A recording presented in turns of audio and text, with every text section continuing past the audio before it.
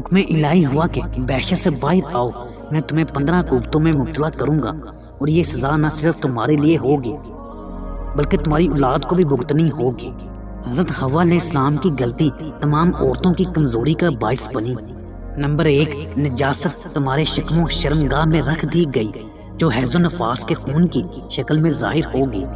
Number 2، 9 ماہ حمل کا بوجھ باندھے رکھنا۔